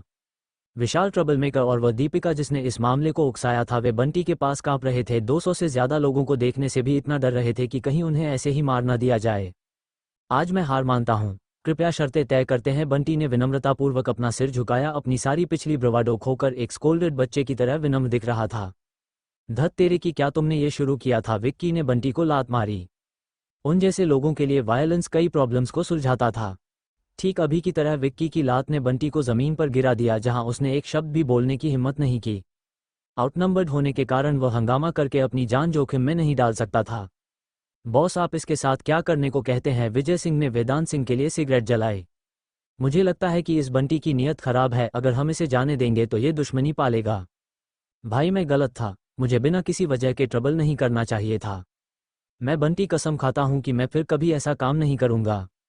मैं एक कानून मानने वाला अच्छा नागरिक बनने का वादा करता हूं, कृपया मुझे छोड़ दो। बंटी ने जमीन पर अपना सिर इतनी बार पटका कि खून निकल आया, फिर भी वह नहीं रुका। वेदांत सिंह ने बंटी के सिर पर पैर रखा और पूछा, तो आज के मामले को कैसे संभाला जाए? मैं रेस्टिट्यूशन करूंगा, मैं सभी नुकसानों की भरपाई करूंगा, भाइयों के सभी खर्चों की भरपाई मैं बंटी करूंगा। बंटी ने अपना सिर उठाया और कहा, इसके अलावा मैं हर भाई को उनके ट्रबल के लिए 500 रुपये दूंगा, ये सुनिश्चित करूंगा कि कोई भी खाली हाथ न जाए। जैसे ही बंटी ने यह ऑफर दिया, उसका दिल खून के आंसू रो रहा था। प्रति व्यक्ति 500 रुपये, कम से कम 200 लोग मौजूद थे, यह 1 लाख से ज्यादा रुपये ऐसे ही चले गए और उसे नुकसान के अलावा कुछ नहीं मिला था। लड़कों, क्या तुम बंटी की बात से सहमत हो? वेदांत सिंह ने मुस्कुराते हुए कहा, आज हमें बिना कुछ किए 500 रुपये आसानी से मिल गए। ऐसे मौके बार बार नहीं मिलते। जब तक आपने फैसला कर लिया है सब ठीक है, किसी ने जोर से चिल्लाया। बिना ज्यादा कुछ किए जेब में 500 रुपये आना निचले तबके के लोगों के लिए एक छोटा मोटा खजाना था। ठीक है भाइयों, आप पैसे ले सकते हैं, लेकिन अगर तुमने मुझे धोखा देने की हिम्मत की हम्फ तो तुम्हें अंजाम पता होना चाहिए। वेदांत सिंह ने बंटी की तरफ कोल्डली देखते हुए कहा। बंटी भला और कुछ कहने की हिम्मत कहाँ करता, वह बस लगातार सिर हिलाता रहा, इस तरह के समाधान पर सहमत होते हुए। हालांकि उसे एक बार में 1 लाख से ज्यादा रुपये देने पड़े, पर जब तक उसकी फाउंडेशन इंटैक्ट थी वह कुछ ही महीनों में इसे वापस कमा सकता था। इसके अलावा वो खुद को बिल चुकाने कहाँ दे सकता था, उसे भी बुरा लगा था, आप जानते हैं। वो बस सुबह सुबह अपनी मिस्ट्रेस के साथ आराम से बिस्तर पर सो रहा था जब एक कॉल ने उसे बिस्तर से खींच निकाला। अगर उसने उस लड़के से पैसे नहीं निकलवाए तो वह बेवकूफ़ होगा। छोटू, आज की घटना तुम संभालोगे, मुझे उम्मीद है कि तुम इसे अच्छे से निपटाओगे। बंटी ने यह मामला अपने पास कांप रहे दुबले पले लड़के छोटू को सौंप दिया। छोटू ने बंटी की तरफ और फिर वेदांत सिंह की तरफ देखा और रिलक्टेंट होकर बोला, भाई मैं संभाल लूंगा। बंटी ने छोटू के कंधे पर एक डिस्गस्टिंग एनकरेजिंग लुक के साथ थपथपाया, मेरी लड़की तुम्हारे हाथों में है, मुझे राहत है। आज रात खाने पर आना, मैं तुम्हारी भाभी से तुम्हारे लिए कुछ एक्स्ट्रा व्यंजन बनाने को कहूंगा। बंटी और छोटू के बीच सजेस्टिव इंटरैक्शन देखकर वेदांत सिंह खुद को कांपने से रोक नहीं पाया। क्या ऐसा हो सकता है कि छोटू की नज़र बंटी पर हो और दीपिका बस एक एक्सेसरी थी? मिस्टर वेदांत, आज के लिए हम सब सेटल हो गए हैं, है ना? बंटी ने फ्लैटरिंग टोन में पास आकर कहा। इस बार मेरी गलती है, मैं किसी और दिन एक भोज रखूंगा माफ़ी मांगने के लिए। आपको ज़रूर आना चाहिए, कृपया अपनी औकात में रहो। मिस्टर वेदांत, कोई ऐसे हैं जिन्हें तुम ऐसे ही इनवाइट कर सकते हो? विक्की ने कोल्ली मुंह बनाते हुए कहा, सस्ता सौदा मिलने के बाद इतनी क्यूट बनने की कोशिश मत करो। यह मत सोचना कि मुझे तुम्हारी प्लानिंग का नहीं पता, बस भोज के बहाने कनेक्शन बनाना चाहते हो और फिर हमारा नाम बाहर दिखाना चाहते हो, है ना? मैं तुम्हें बताता हूँ बंटी, अगर तुम ऐसा सोचते हो तो मैं तुम्हारी सारी चर्बी काटकर ड्रिंक्स के साथ परोस दूंगा। बंटी के दिमाग की प्लान वाकई विक्की ने एक्सपोज कर दी थी, लेकिन वह ज़्यादा सरप्राइज नहीं दिखा सकता था। वो बस एक अपॉलोजेटिक स्माइल दे सकता था, बिल्कुल नहीं, बिल्कुल नहीं। अगर आप सज्जन मेरे यहाँ आते हैं तो मैं ये सुनिश्चित करूंगा कि आपका खूब ख्याल रखा जाए। ये डिस्गस्टिंग एक्ट बंद करो, मुझे उल्टी आ रही है, मेरा काम खत्म हो गया है, लेकिन इस आदमी का नहीं। वेदांत सिंह ने लालाजी की तरफ इशारा करते हुए कहा। मिस्टर वेदांत, क्या हम इसे ऐसे ही जाने दें? हम सब बस रोजी रोटी कमाने की कोशिश कर रहे हैं, किसी के लिए भी आसान नहीं है। लालाजी हमेशा एक ऑनेस्ट आदमी थे जो आमतौर पर समाज के सबसे निचले तबके से निपटते थे। उन्होंने आज जैसी सिचुएशन कभी नहीं देखी थी और वे टेरिफाइड थे। जैसा कि मैंने कहा, अगर मैं तुम्हें सपोर्ट करूंगा तो मैं उसे ठीक से करूंगा। वो फेरारी बहुत फ्लैशी है, तुम्हें पता है क्या करना है ना? वेदांत सिंह ने बंटी की तरफ घूर कर देखा।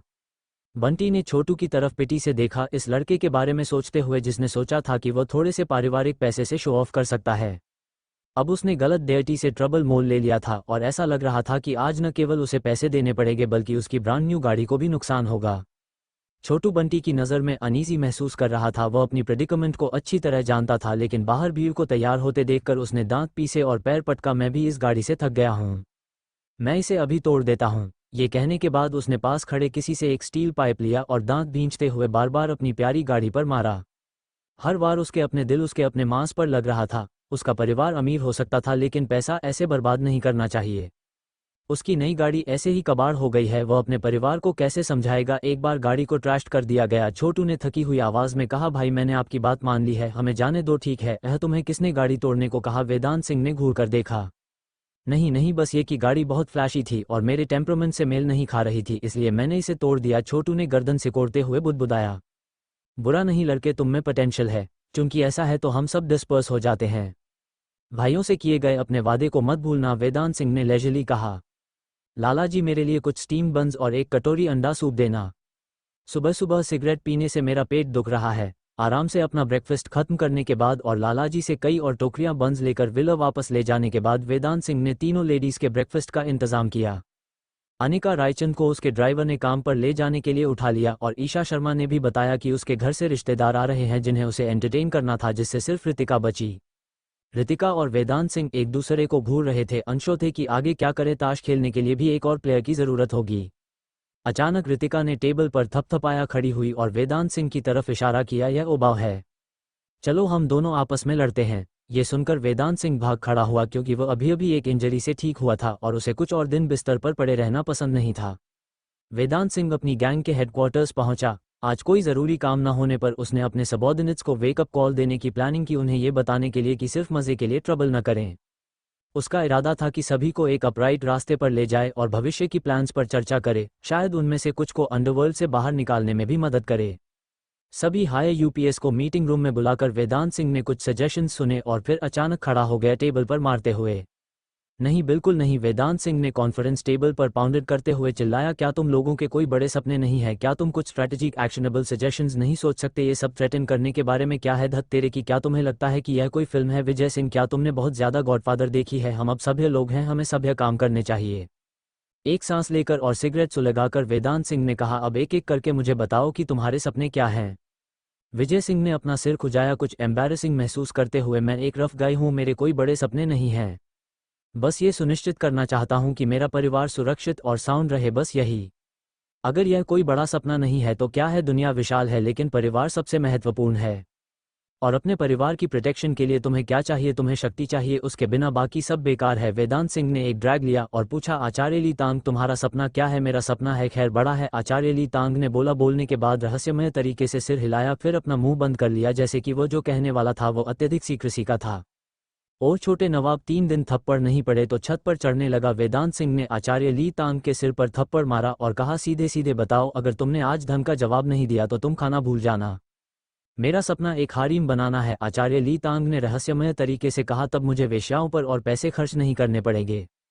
ओ कमीने, वेदांत सिंह ने थंडर करते हुए अपना कप आचार्य ली तांग पर फेंका, गुस्से में बोलते हुए, क्या तुम मुझे पिस ऑफ करने की कोशिश कर रहे हो? तुम अपना एटीट्यूड कब बदलोगे? तुम एक तांत्रिक हो, एक महान तांत्रिक। क्या तुम्हें वाकई लगता है कि हारीम बनाने का मतलब सिर्फ वेश्याओं को कॉल न करना है? क्या तुम्हें अंदाजा है कि इसमें कितना पैसा लगेगा? तुम्हारा बड़ा भाई यहाँ पहले से ही पानी की तरह पैसा बहा रहा है, और अगर तुम्हें अपना हारीम बनाए रखना है तो तुम्हें क्या चाहिए? वेदांत सिंह को एंग्शियस देखकर आचार्य ली तांग भी सीरियस हो गया। एक हारीम बनाने के लिए उसे क्या चाहिए था? उसे इस पर अच्छी तरह सोचना था, वरना अगर उसने गलत जवाब दिया तो बॉस उसे फिर मारेंगे। वेदांत सिंह ने अपनी सिगरेट खत्म की, जबकि आचार्य ली तांग ने कोई आवाज़ करने की हिम्मत नहीं की। वेदांत सिंह ने सांस छोड़ी और कहा, आज हम खुलकर बात कर रहे हैं, कोई एक आदमी फैसले नहीं लेगा। अपने मन की बात कहो। खैर बॉस, मुझे लगता है कि एक हारीम बनाने के लिए एक स्ट्रॉन्ग किडनी की ज़रूरत होती है। आचार्य ली तांग ने अपनी बात पूरी भी नहीं की थी कि वेदांत सिंह ने उसके सिर पर एक नकल सैंडविच मारा और आचार्य ली तांग ने आंखें चौड़ी करके ऊपर देखा, दर्द से बोलते हुए, क्या आपने नहीं कहा था कि आज फ्री स्पीच है? बोलने के बाद भी आपने मुझे मारा। वेदांत सिंह ने अपने सीने में रेजिंग फ्योरी को शांत करने की कोशिश की और कहा, जाओ कोने वाले सोफा पर बैठो और सोचो कि तुमने क्या किया है। आचार्य ली तांग खड़ा हुआ, अपनी नाक साफ की और जाते हुए सिगरेट का आखिरी पैक भी उठा लिया। वेदांत सिंह बस आचार्य ली तांग के चाइल्डिशली वेंचफुल एक्ट पर रिजाइन स्माइल दे पाया। ठीक है, उस क्लाउन को भूल जाओ, चलो आगे बढ़ते हैं। विजय सिंह, तुम्हारा सपना क्या है? वेदांत सिंह ने पूछा। मेरा सपना है कि मैं ऐसा आदमी बनूं जो दूसरों की किस्मत को मैनिपुलेटिवली नियंत्रित कर सके, विजय सिंह ने बहुत सीरियसली कहा। मुझे लगता है कि ऐसे लोग ऑसम होते हैं, वाकई कूल। वेदांत सिंह ने मन ही मन सोचा, उसे किन लोगों के साथ रहना पड़ा है? दूसरों की किस्मत तय करने की एस्पिरेशन सिर्फ इसलिए कि यह कूल है, बदकिस्मती की बात है। लेकिन विजय सिंह का सपना सीन में सबसे बड़ा और सबसे सीरियस था, इसलिए वो उसके एंथुजियाज्म को डैम्पन नहीं कर सकता था। वेदांत सिंह ने आचार्य ली तांग के कप से एक घूंट पानी पिया और पूछा, क्या तुम्हें लगता है कि तुम उस तरह के आदमी बन सकते हो? हाँ, जब तक मैं कड़ी मेहनत करूंगा मैं निश्चित रूप से कर सकता हूं, विजय सिंह ने सिर हिलाया और कहा। वेदांत सिंह ने अपना माथा पकड़कर साई किया, समाज के पिरामिड के शीर्ष पर एक आदमी बनने के लिए सिर्फ कड़ी मेहनत नहीं, तुम्हें शक्ति और लक की भी जरूरत होती है। ठीक जैसे चाणक्य ने शिवाजी के लिए भोज रखा था, अगर चाणक्य थोड़ा और रूथलेस होता, थोड़ा और अनस्क्रूप्यूलस होता तो इतिहास फिर से लिखा गया होता। हम इसमें शामिल स्टेक्स को पूरी तरह से आर्टिकुलेट नहीं कर सकते, लेकिन एक बात तय है, शिवाजी बहुत लकी थे। उसके बिना वो मारे गए होते, उन्होंने पहले दिल्ली पर कब्जा नहीं किया होता और कभी उन बड़े शब्दों को नहीं बोला होता जिसमें उन्होंने दुनिया को अपना डोमेन बताया था। अच्छी किस्मत एक बात है, लेकिन इससे भी महत्वपूर्ण तुम्हें शक्ति की ज़रूरत है। शक्ति के बिना तुम्हें लोगों से बात करने का कोई अधिकार नहीं, प्लेयर बनने का तो सवाल ही नहीं उठता। तुम्हें समझना चाहिए कि समाज एक चेस गेम की तरह है, जिनके पास स्ट्रॉन्ग हैंड नहीं है उन्हें कुछ भी मांगने का कोई अधिकार नहीं। विजय सिंह ने अपनी बात कह दी। अब जयंत कपूर की बारी है, वेदांत सिंह ने कहा। जयंत कपूर अपने हाथों में पेन से खेलते हुए अपनी आंखों में एक वुल्फ-लाइक चमक के साथ बोली, मैं फाइनेंस के बड़े दिग्गजों के साथ आर्म रेसल करना चाहती हूँ। मैं सोरोस की तरह एक बार हलचल मचाना चाहती हूँ, थाईलैंड से अरबों रुपये स्वीपिंग अवे करते हुए। खास मैं तुम्हें अभी उस सपने में मदद नहीं कर सकता। नेक्स्ट, वेदांत सिंह ने अपने चेहरे की ऑकवर्डनेस को ढंकने के लिए 2 बार खांसा। सोरोस, जिसने दक्षिण पूर्व एशियाई इकोनॉमी में हलचल मचाई थी, उसके पास सिर्फ पैसा बचा था खेलने के लिए, उसे ऐसे ही जलाते हुए। वे अलग थे, उसके एसेट्स अभी अरबों में भी नहीं थे। अगर वह अपना सारा पैसा जयंत कपूर को फाइनेंस में खेलने के लिए दे देता है तो वह ऐसे ही कंगाल हो जाएगा। जयंत कपूर के प्लेंटिव लुक को नज़रअंदाज करते हुए वेदांत सिंह ने टेबल पर नॉक किया और कहा, छोटा बंदूक वाला मोनू, तुम्हारा सपना क्या है? मेरा सपना उस व्यक्ति का रिवेंज लेना था जिसे मैं प्यार करता था और मैंने वो कर लिया। लेकिन अब मेरा सपना बॉस के साथ एक बड़ा संसार बनाना है, छोटा बंदूक वाला मोनू ने कहा। वेदांत सिंह ने उसका कंधा थपथपाया, ये दर्शाते हुए कि उसने कंस्ट्रक्टिवली बात की थी और वाकई उस फ्लैटरी ने स्वीट स्पॉट पर वार किया था। फ्लैटरर छोटा बंदूक वाला मोनू शर्मीले तरीके से अपना सिर खुजाया, अपनी सिंसियरिटी दर्शाते हुए। उसके शब्दों में फॉल्सहुड का एक अंश भी नहीं था। दोनों पुरुषों ने एक लंबा और नोइंग लुक का आदान प्रदान किया। फिर सोफा से आचार्य ली तांग अचानक उछलकर बोला, बॉस मुझे मिल गया, मुझे आखिरकार पता चल गया कि क्या चाहिए। वेदांत सिंह को एक बैड फीलिंग हुई और उसने टेंटेटिवली पूछा, तुमने क्या सोचा है? हम बहुत देर तक सोचने के बाद मुझे आखिरकार पता चल गया है कि एक हारिम को क्या चाहिए, आचार्य ली तांग ने ब्रैग किया। सिर्फ एक स्ट्रॉन्ग किडनी ही नहीं बल्कि अस्टाउंडिंग स्किल्स की वैरायटी भी। ओ बॉस, मारना बंद करो, ये बस एक जोक था। वेदांत सिंह ने अपने हाथ में पकड़ी ट्रिंकेट छोड़ दी, अपनी मुट्ठी भींची और दांत पीसे। अगर मैंने तुमसे नॉनसेंस की एक और आवाज़ सुनी तो मैं तुम्हें एक असली तांत्रिक बना दूंगा। आचार्य ली तांग ऑकवर्ड तरीके से हंसा और बोला, एक हारिम बनाने के लिए मुझे पैसा चाहिए ही है ना बॉस? हाँ, आगे क्या आगे? खैर, आगे एंजॉयमेंट आता है ना? मेरे पास पैसा है, यू यहाँ सप्लाई करेगा, मेरे पास शक्ति है, आप मेरे सपोर्ट में हैं, आचार्य ली तांग ने बुदबुदाया। आचार्य ली तांग, ओ आचार्य ली तांग, बेहतर होगा कि तुम अपना मुंह बंद रखो। तुम्हारी खामोशी अच्छी है, लेकिन जैसे ही तुम बात करते हो मैं खुद को तुम्हें थप्पड़ मारने से रोक नहीं पाता। वेदांत सिंह ने साई किया। भविष्य बताने के अलावा और क्या है तुम्हारे पास? मैं स्क्रिप्चर्स का पाठ भी कर सकता हूं और अपना पाथ भी कल्टिवेट कर सकता हूं। आचार्य ली तांग ने बहुत सोचने के बाद ब्लआउट किया। तुम सही कहते हो। वेदांत सिंह को ये ख्याल आया, शायद उसे अपने पिता को सलाह देनी चाहिए थी कि वे आचार्य ली तांग को उन तांत्रिकों के पास न भेजें। देखो उन्होंने उसके भाई को क्या बना दिया, एक थर्ड लेवल इनवैलिड जो अपना ख्याल नहीं रख सकता। मैंने इतनी बातें इसलिए कही हैं ताकि तुम्हें पता चले, सिर्फ शक्ति होने से ही कोई अपने दुश्मनों को हरा सकता है और अपनी क्षमताओं को बढ़ा सकता है। तभी जब तुम्हारे हाथों में शक्ति होगी तुम्हें एहसास होगा कि जीवन कितना वंडरफुल है। विजय सिंह और विजय सिंह, तभी जब तुम दोनों के पास शक्ति होगी तभी तुम रोज गाड़ियां चला सकते हो, अच्छी सिगरेट पी सकते हो, जब कुछ न हो तो गपशप कर सकते हो और जब काम हो तो दूसरों को ऑर्डर दे सकते हो।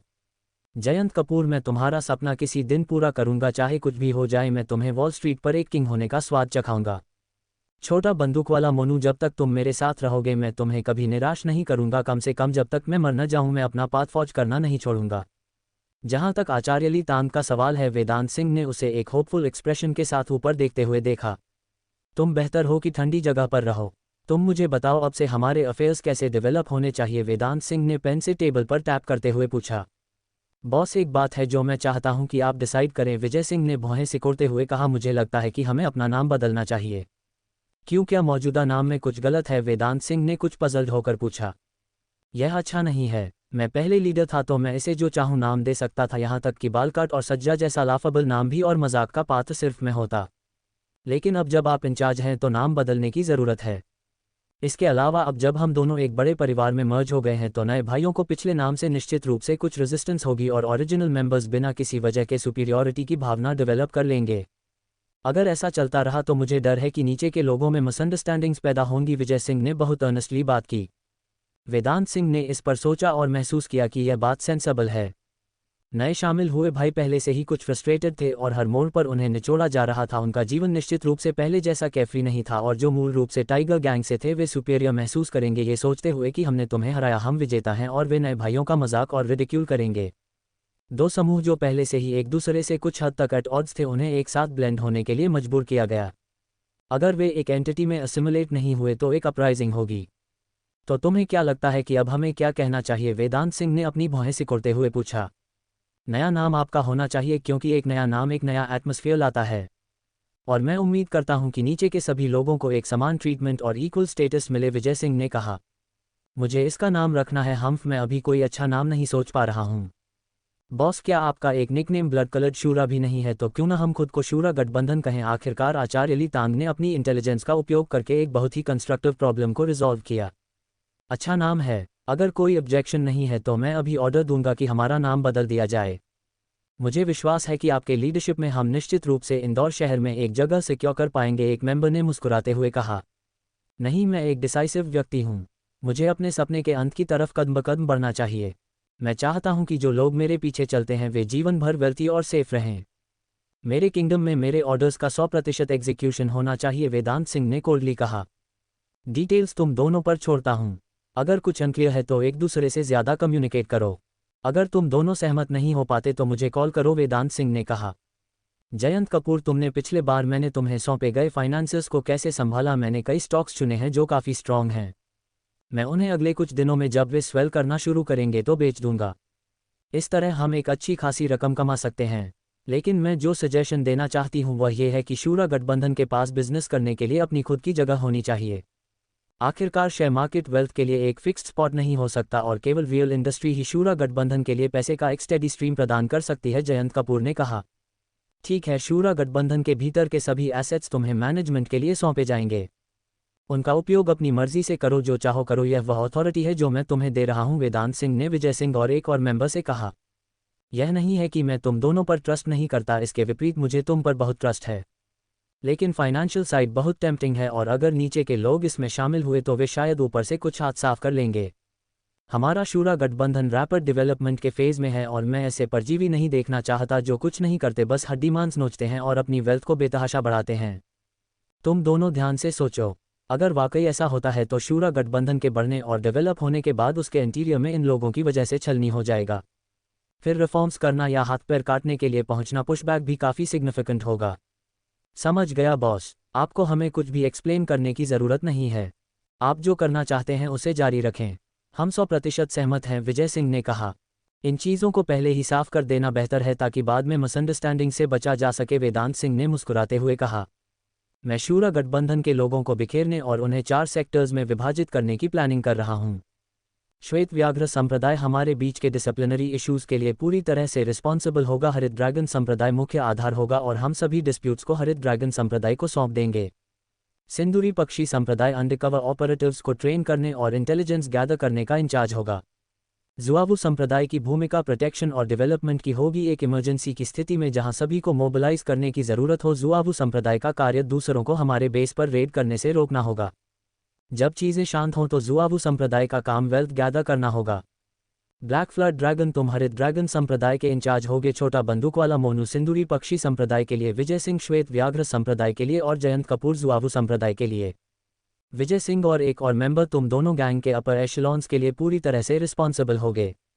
अगर कोई डिसलॉयल पाया जाता है या ज़रूरत पड़ने पर कंट्रीब्यूट करने में विफल रहता है तो तुम दोनों के पास पहले एग्जीक्यूट करने और बाद में रिपोर्ट करने की अथॉरिटी होगी, वेदांत सिंह ने निर्देश दिया। ठीक है, लेकिन मुझे हरित ड्रैगन संप्रदाय के लिए अपने खुद के लोग ढूंढने होंगे। मैं वहां जाकर यह नहीं देखना चाहता कि यह बस श्रिम्प्स और क्रैब्स का झुंड है, ब्लैक फ्लड ड्रैगन बोला। बेशक तुम अपने रिस्पेक्टिव सेक्टर्स के लिए रिस्पॉन्सिबल हो। अगर उनमें से कोई ट्रबल करता है तो मैं सीधे तुम्हारे पास आऊंगा, समझे, वेदांत सिंह ने कोल्डली कहा। विजय सिंह और एक और मेंबर मेरे डेप्यूटीज के तौर पर, यह तुम्हारे हाथों में शक्ति को बैलेंस करेगा। अगर तुम्हें किसी चीज़ में मदद की ज़रूरत हो तो 4 सेक्टर्स से कांटेक्ट करने में हेजिटेट मत करना। मीटिंग के बाद विजय सिंह वहीं रुका रहा। वेदांत सिंह ने देखा कि उसे कुछ कहना था, इसलिए उसने किसी को टीपॉट में पानी बदलने का ऑर्डर दिया। बॉस, आपको क्या लगता है कि शूरा गठबंधन का भविष्य क्या होगा? विजय सिंह के पहले क्वेश्चन ने वेदांत सिंह को ऑफ गार्ड कर दिया। एक पल सोचने के बाद वेदांत सिंह ने सीरियसली जवाब दिया, इंदौर शहर मेरी एपेटाइट को संतुष्ट नहीं कर सकता, लेकिन जैसे जैसे हम बढ़ते हैं हमें कई आयनक्लैड रूल्स का कड़ाई से पालन करना चाहिए। सबसे पहले उन सभी चीज़ों में शामिल न होना जिन्हें देश ने आउटलॉ किया है, दूसरा बिना किसी वजह के ट्रबल शुरू न करना और तीसरा दूसरों के साथ मनमाने तरीके से बुरा बर्ताव न करना। इसके अलावा हमें अब साफ सुथरा होना शुरू करना चाहिए। हमें इससे कोई फ़र्क नहीं पड़ता, लेकिन तुम्हारी आइडेंटिटीज़ को अभी भी क्लीन अप की ज़रूरत है। इसके अलावा सभी पर्सनल को एक सिक्योरिटी कंपनी के तहत लिस्ट करो। इस तरह हर कोई थोड़ा पैसा कमा सकता है और अनटचेबल रह सकता है। हाँ, मेरा भी यही सोचना था, लेकिन अब हम इंदौर यूनिवर्सिटी के आसपास के सभी टेरिटरीज़ पर लगभग कंट्रोल कर चुके हैं। क्या हमें अब शहर की ओर बढ़ना चाहिए? विजय सिंह ने टेंटेटिवली पूछा। शहर में जाना एक इनेविटेबल चॉइस है, लेकिन मेरी जानकारी के अनुसार इस समय इंदौर शहर में 3 एस्टैब्लिश्ड ऑर्गेनाइजेशंस हैं। वे किसी और फोर्स को अंदर आकर अपने इंटरेस्ट्स को शेयर करने की अनुमति आसानी से नहीं देंगे। ये हमारी शक्ति का टेस्ट होगा। केवल तभी जब एक व्यक्ति एक साथ 4-5 मोर्चे संभाल सकता है तभी तुम खुद को सक्सेसफुल मान सकते हो। क्या तुम मेरा मतलब समझे? तो ये था आज का एपिसोड, लेकिन याद रखिए, द नॉवल एक्सप्लेनर की कहानियां कभी इतनी आसान नहीं होती। हर मोड़ पर छुपा है एक नया सच, हर किरदार के पीछे है एक नया रहस्य, और हर अंत एक नई शुरुआत का इशारा करता है। क्या होगा आगे, कौन सा राज खुलेगा और किसकी जिंदगी बदल जाएगी, जानने के लिए सुनते रहिए द नॉवल एक्सप्लेनर चैनल, क्योंकि यहाँ कहानियाँ कभी खत्म नहीं होती, बस और रोमांचक हो जाती हैं।